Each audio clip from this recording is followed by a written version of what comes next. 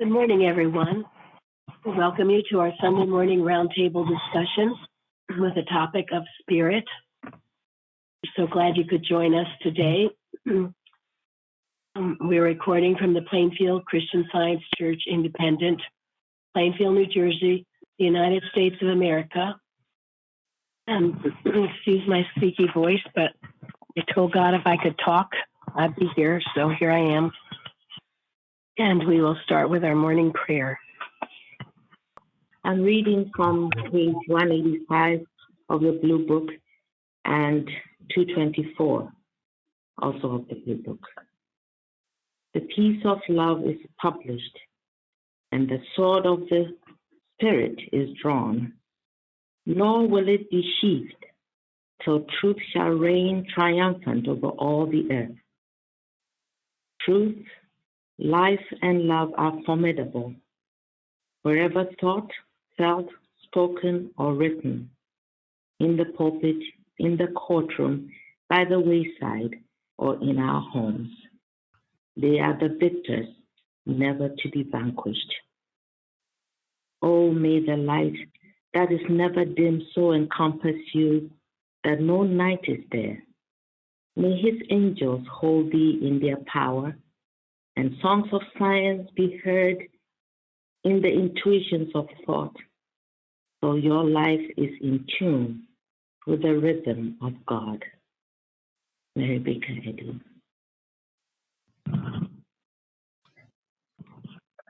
Beautiful, thank you. And now the watching point. Yeah. This is watch 40. This watch lets you believe that spiritual progress consists in anything but a spiritualization of thought, of which your acts are the honest expression, that your outward life may attest the sincerity of your effort to think right. Paul's theology declares that regardless of man's thoughts, his acts are the important thing. Science says that unless man's thoughts are changed, no change in his outward life or acts weighs aught in the spiritual scale. Since thought is cause and acts are effect, it is spiritualization that marks spiritual growth. Thank you, and comments on that. Well, to me, that points to walking how you talk and just being careful that you don't have coming out of your mouth gossip and things that you know better than. Thank you. And it's not easy. Sure, it's hard all the time. I think that people feel your thought more than even, you may act a certain way, but they feel your thought. So thought is very important. And how can I act as though I love someone if my thinking about them is so negative, for example? So thought is always important. After all, we are spiritual beings. Mrs. Eddy has made sure first that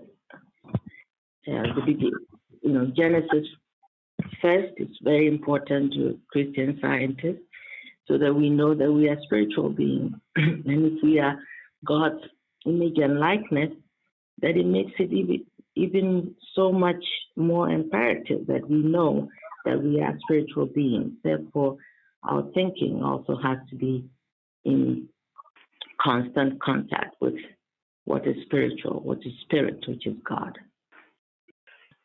Yeah, and doesn't this get to the point that it's our spiritual or mental state that is the important thing?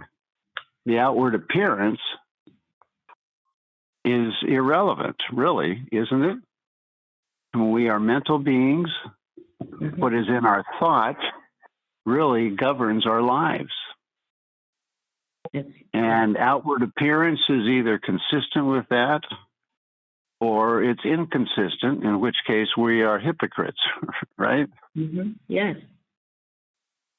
And that when it comes to living, healing, teaching, doing anything that we do, it's our motive, it's our mental position that governs whether what we do is correct or not.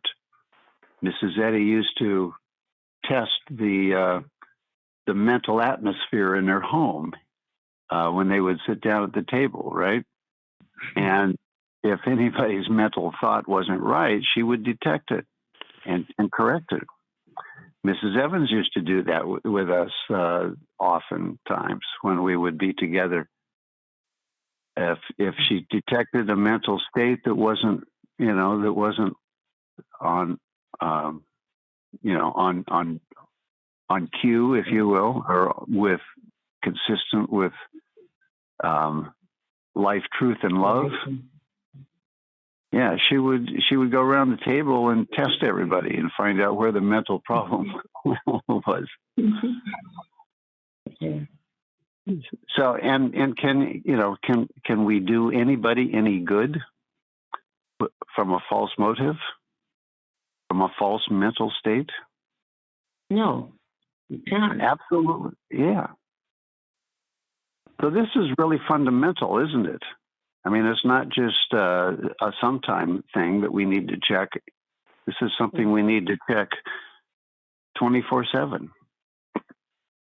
I mean, it's the same thing with, if my belief in what I've been told in the hospital is, if I have faith in that, it's obvious that, okay, I may be declaring the truth, but I'm not really believing what I'm saying.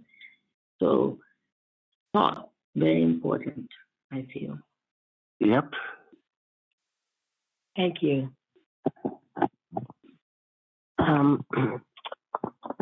Jeremy, you want to do the golden text, please? Yeah. It is the spirit that quickeneth, the flesh profiteth nothing.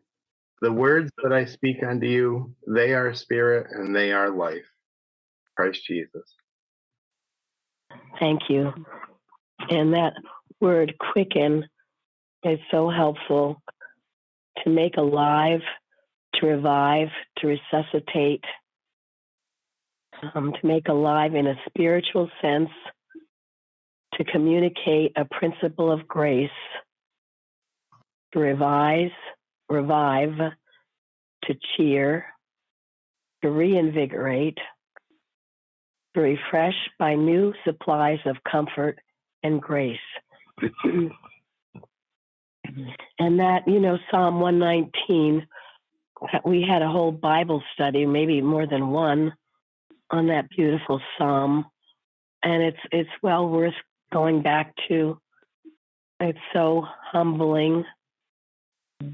Teach me, O Lord, the way of thy statutes. Give me understanding. Make me go in the path of thy commandments. And incline my heart unto thy testimonies. Turn away my eyes from beholding vanity, and then quicken thou me in thy way, because I have longed after thy precepts. So think about that, and think about, I know I took a lot of notes for the Bible study that we had. It was maybe even a few years ago now, but it was, very beautiful.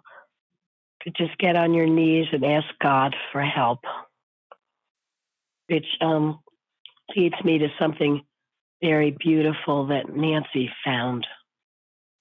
In Romans 8:14, for as many as are led by the Spirit of God, they are the sons of God.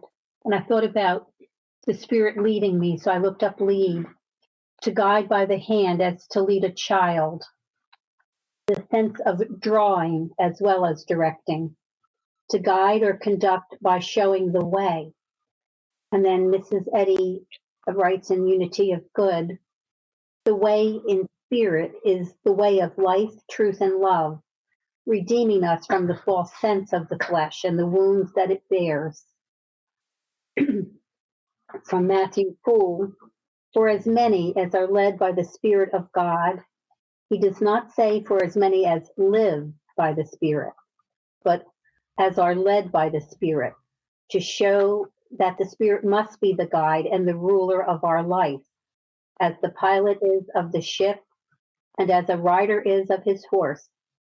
The phrase is borrowed either from those who are guided and directed as a blind man in his way, or for those who, wanting strength of their own, are borne and carried of others.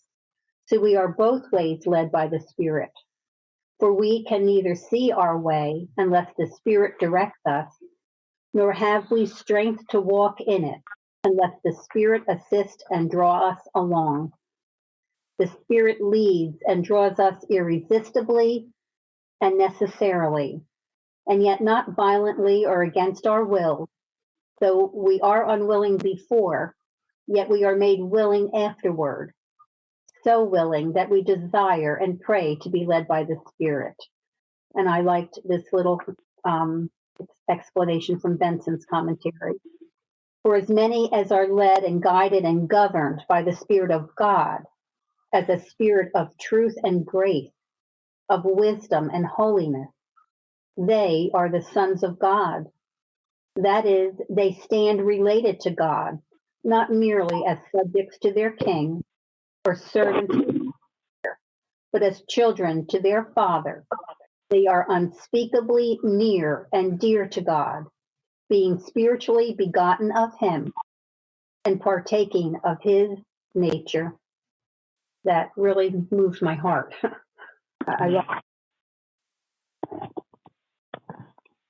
Thank you. That's so beautiful.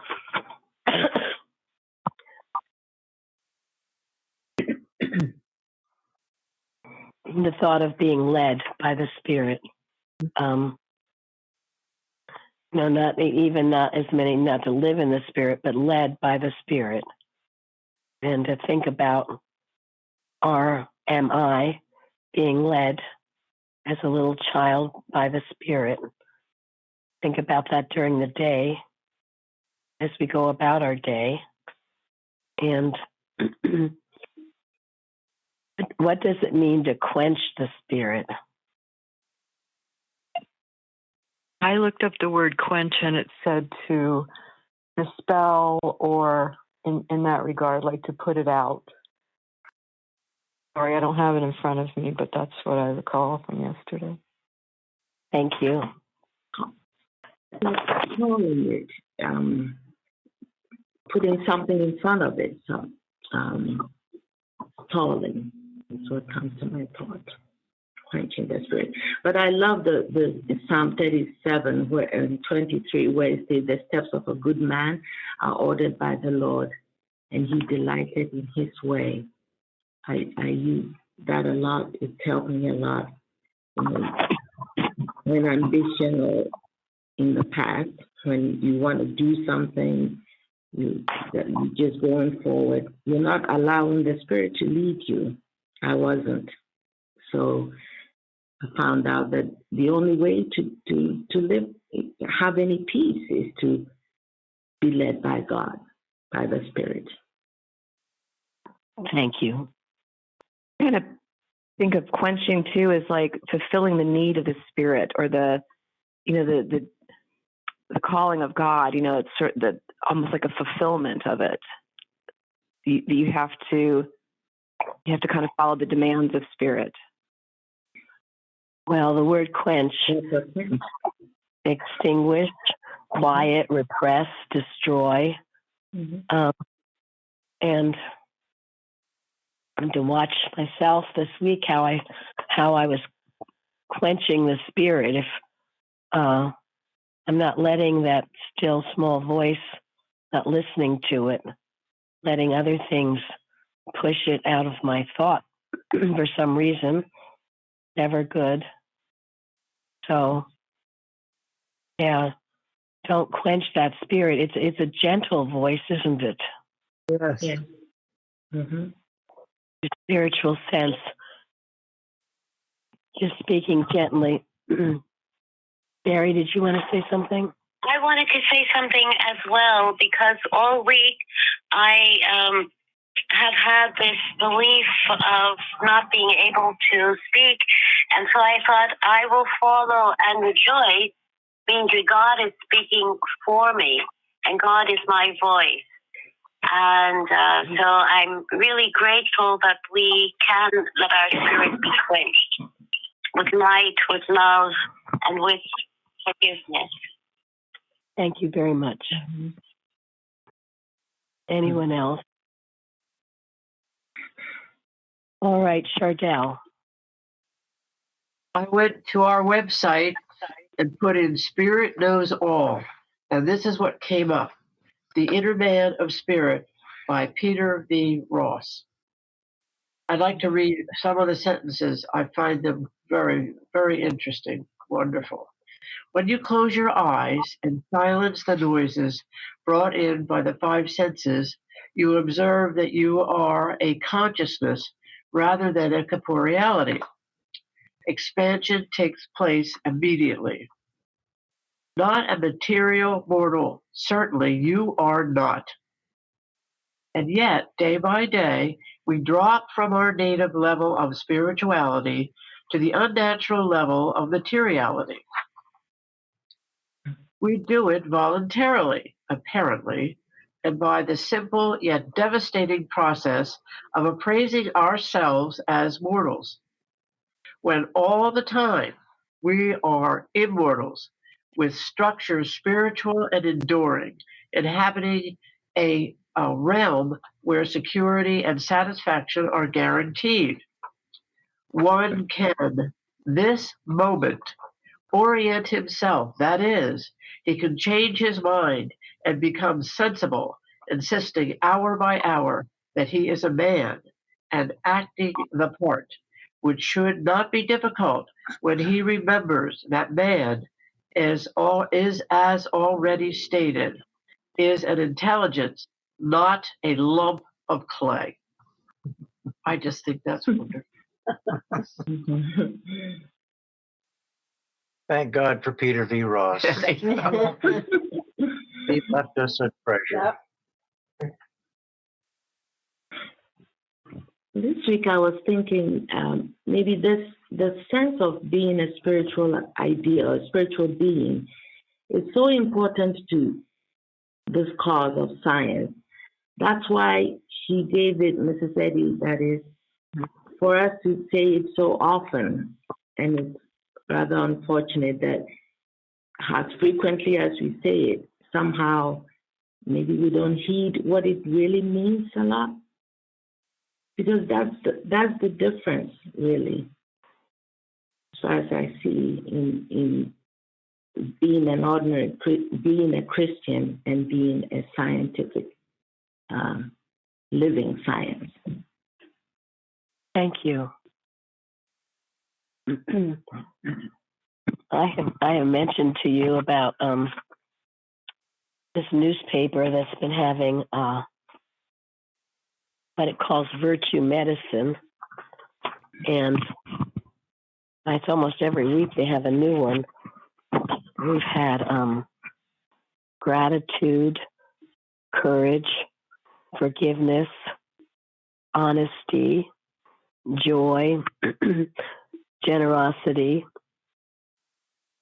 charity, and one of the newer ones is awe, A-W-E, admiration and reverence. It's interesting to me that people are recognizing more and more the importance of expressing God's qualities, as in miscellaneous writings.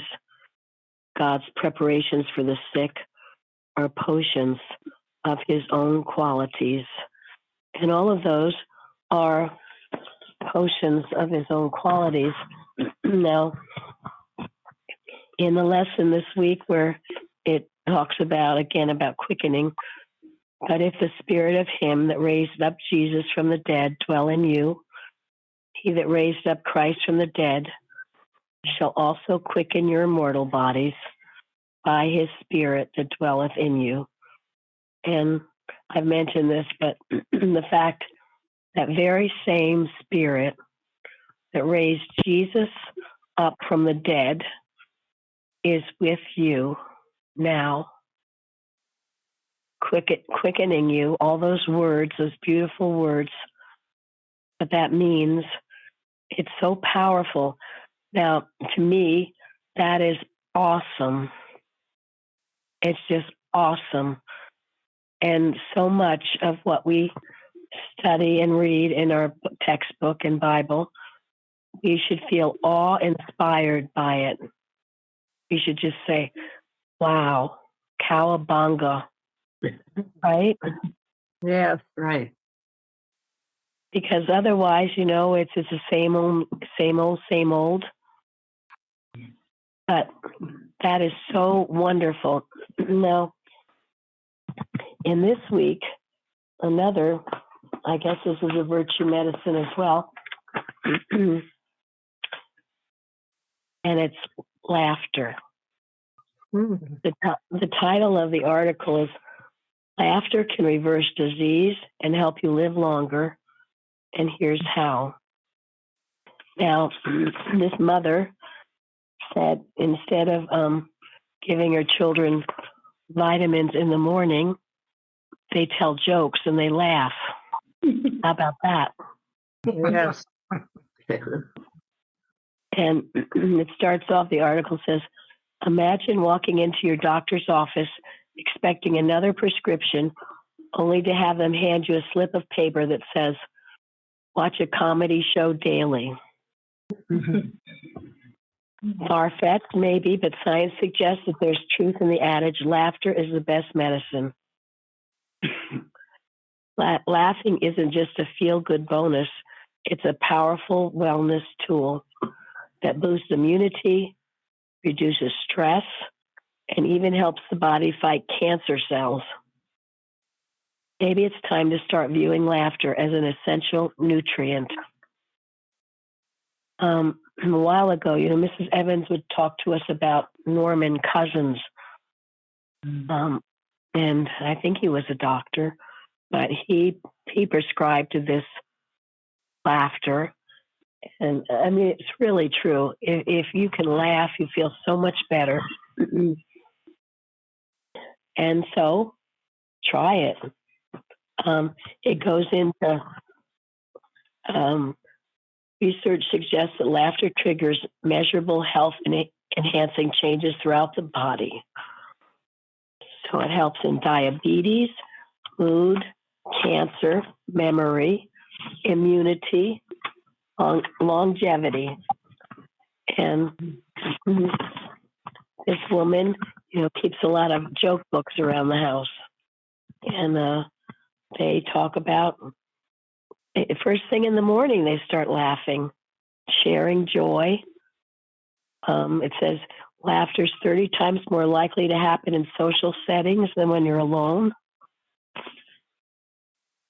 So think about that. I know here our movie nights, we haven't lately, but we'll often watch a funny movie. And I mean, I can just laugh till tears stream down my face, and it's very therapeutic. I'm grateful. I grew up in a home. I had a mother that loved to laugh.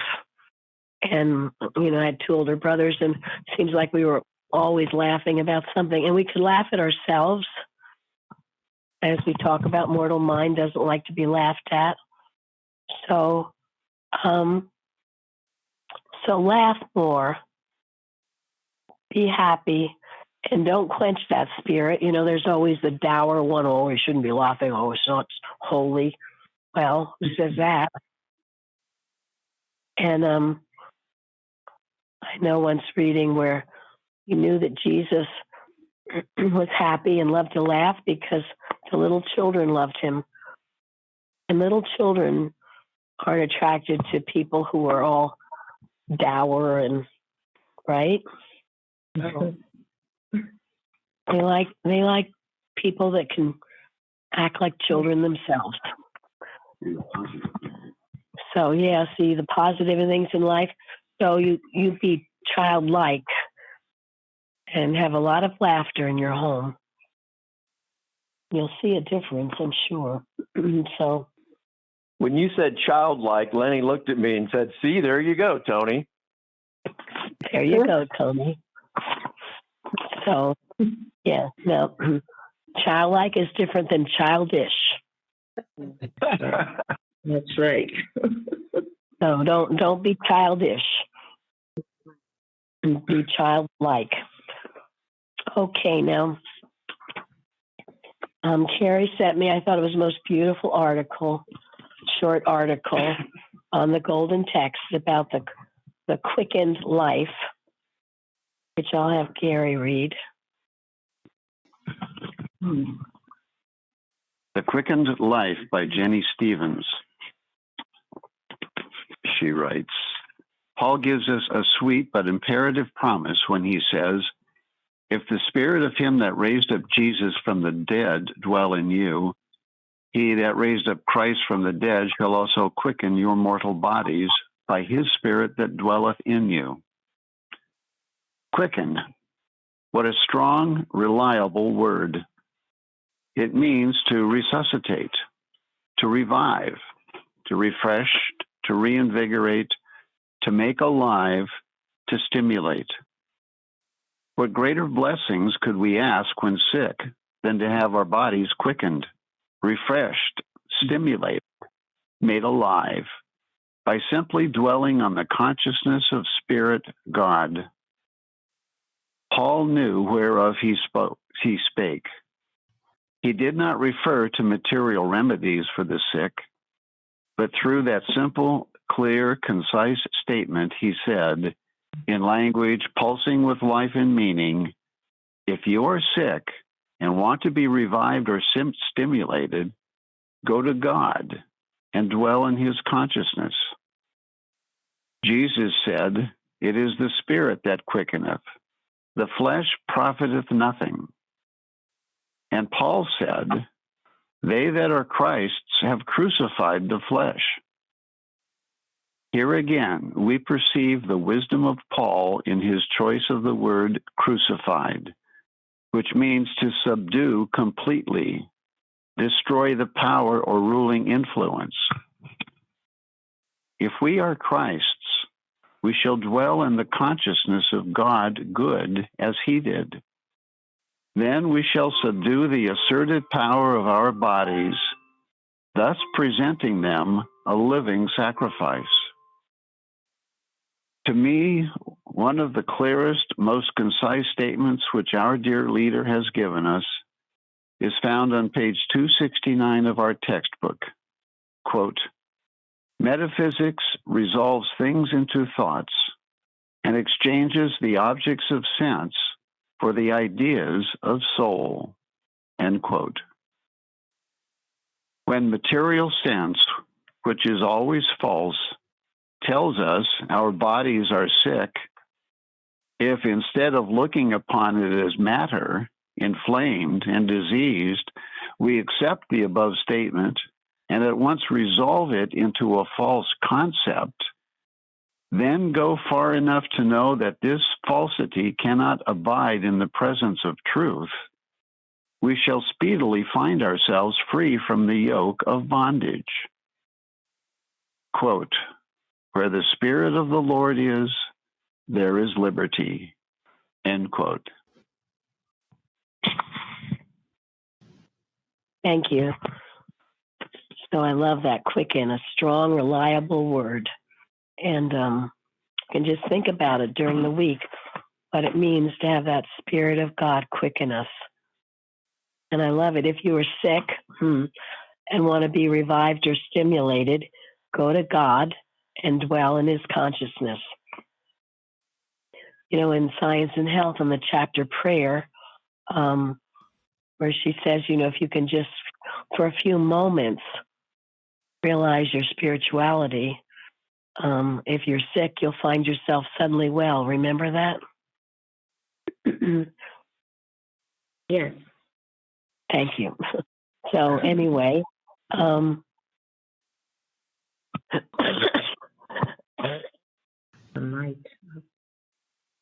There's a statement in Science and Health, and I'm not sure if I'm quoting this exactly, but Mrs. Eddy says, God expresses in man the infinite idea, forever developing itself, rising higher and higher from a boundless basis.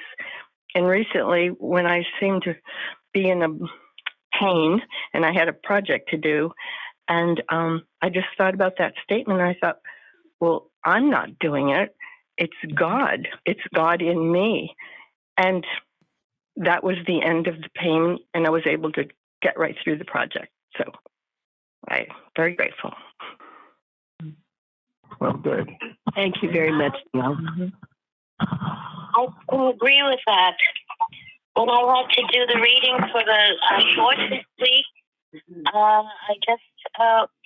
I kept reading it and I kept coughing, and I said, "Oh God, you don't cough." And then finally, I was able to do it with no other tone other than the reading. So that makes me also feel very grateful. I love that idea too. That it's not us doing anything except shutting off those distractions so we can hear that still small voice, and because it's the truth. That is, I mean, think about it in math. 2 and 2 is 4, and we don't make it 4. It is 4. But if we're not aware of it because we're surrounded by 2 and 2 is 5 for some reason, then we're suffering from 2 and 2 is 5 when we don't have to. But it's not us doing anything except the recognition that it's 4. So I love that, just knowing that it's God. It takes all the pressure off. It's wonderful. Well, that's so beautiful. Thank you. and isn't that right? Isn't that the only pressure we should feel anyway? Is the pressure, the apostolic pressure to come out from the material world and be separate? Yes, that's what we're told. Mm-hmm. Yeah. And really, we do have one responsibility, though, as we get rid of the distractions around us and as we humbly go to God and ask to be led by the Spirit. Well, what is the one requirement of us? To be obedient. Yes. Yes. Mm-hmm. And we've had readings. We've even had articles. I can't remember who wrote it, but healing through obedience. Mm-hmm. It's our obedience to what, when the still small voice speaks to us. It's our obedience that brings the healing, which is why the spiritualization of thought is so essential, because otherwise we're not going to hear it in the first place. Isn't it also that when we show more gratitude, that we're able to, like Jesus says, I of mine own self can do nothing. And that is obedience, to have that insight and awareness and light. That's obedience and humility also. I mean, if you think you can do it all, well, but if even Jesus said, I can of my own self do nothing, we should take that position as well.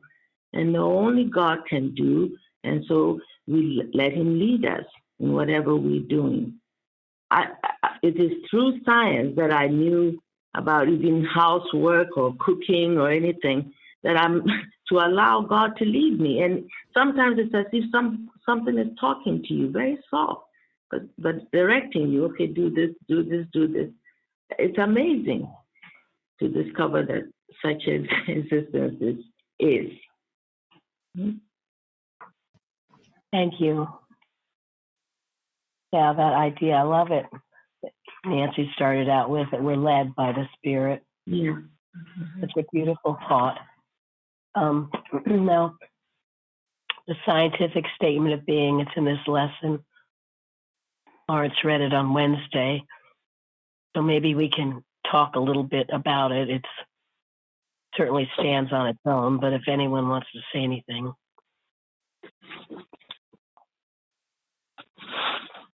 Well, I would like to say this scientific statement of being, coming from a different church and learning here, fills me with joy. Just fills me with joy. And it's perfect, all in itself. And it's such a perfect treatment. It just it lays it all out. It's perfect. And it shows the way that we would quench the spirit. It's all right in there. how quenching goes about. I think it's worth having, maybe sometimes just taking the significant words in it and making them our own.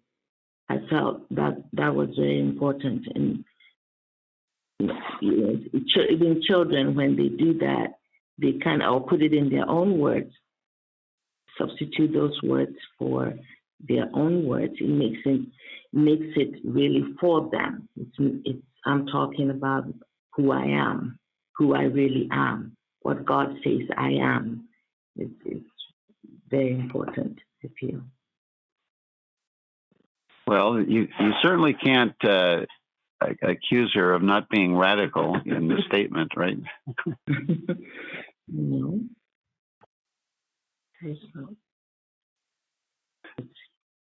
But she did say, only by radical reliance on the truth can healing power be obtained.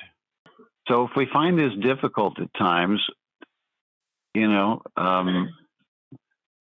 doesn't? Nobody said this was easy. So it requires constant effort, doesn't it? Requires work. Mm-hmm. Yes. Well, if it couldn't be done, we wouldn't have been given it to do. So it might be. And it's not the work of any individual. It's other people may say, "Oh, don't do that." It has nothing to do with what you're doing. It's your stand individually and that's when you really have backbone and find truth works. Mm-hmm. Thank you. Mm-hmm. Okay, well, thank you for bearing with me today. I think we're going to end a little early. Anne from England sent something beautiful, an extract from The Nature of the Infinite by Doris Henty, which Gary will read.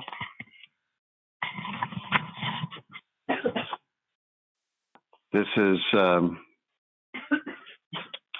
by Doris Henty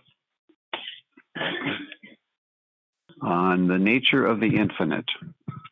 Spirit. You are spirit's full awareness and full experience. Let us see exactly what this means.